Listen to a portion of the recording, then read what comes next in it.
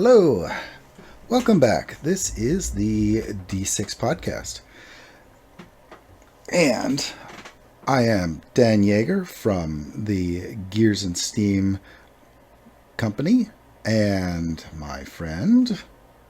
I'm Nick from my house. And we're going to be talking today about a little bit of the difference between OpenD6 and Classic D6. Yeah, I am curious what the big difference between the two are.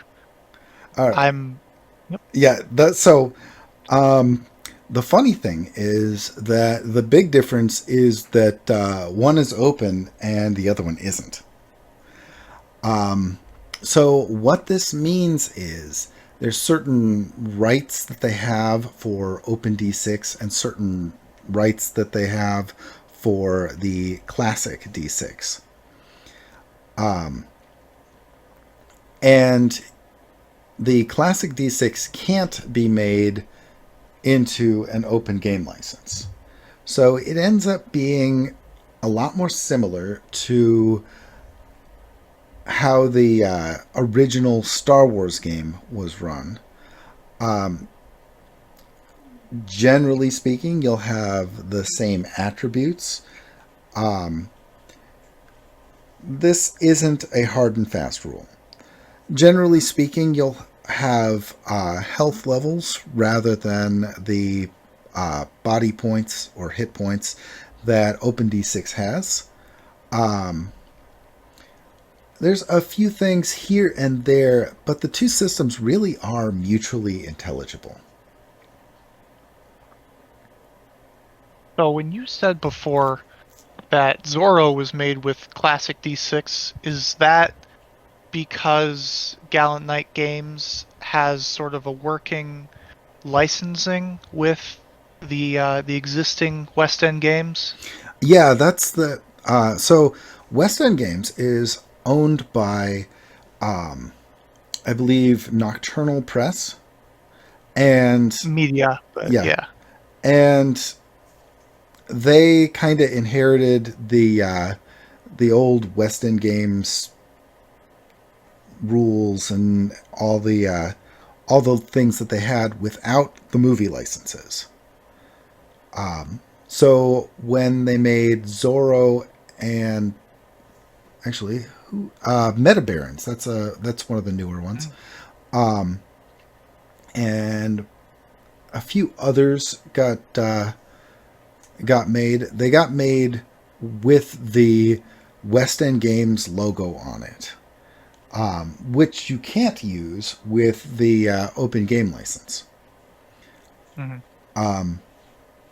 But the great thing with D6 in general is it's very modular. If somebody says, "Hey, I want to run a game with these attributes and all these skills under these other attributes," you can do that, and it'll work just fine with a similar one, so long as your game master is familiar with the slight differences between them. Mm-hmm. I wouldn't recommend it, but you could have some characters have health levels and some other characters have body points. Very complicated. Yeah, because the body points are a little heftier than the health levels under some circumstances. A single hit will tend not to take you out with body points, but if you get a bunch of small hits, those will take you out with body points, but wouldn't take you out with health levels. It's kind of complicated. We'll get into the different choices of body points and health levels, armor and shields, and different ways to do all that in another episode. I don't know, maybe the next episode. Who knows? Oh, could be. So the only difference is licensing. There are a few minor differences, but yeah, that's the big one, licensing. Mm-hmm. Okay. So when a lot of people asked Nocturnal, or no, sorry, Gallant Knight Games, If they were going to make the second edition for D6 an open game, and they said, no, we are not planning on making it an open game license. It's not that they were being jerks about it.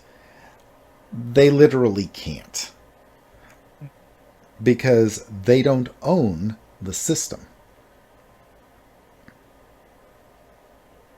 Yeah, and there is nothing stopping someone from revising the Open D6 system, Yeah. although you couldn't make it look like second edition. Well, you could make it look kind of like second edition so long as you made it Reword it. clear. Yeah. Hmm. It's it's a little bit of a legal mumbo jumbo, but it actually is in favor of creators. So I remember that big fiasco. It was almost 2 years ago now with D&D 5e, and that open game license is basically the opposite of what's been, you know, inhibited by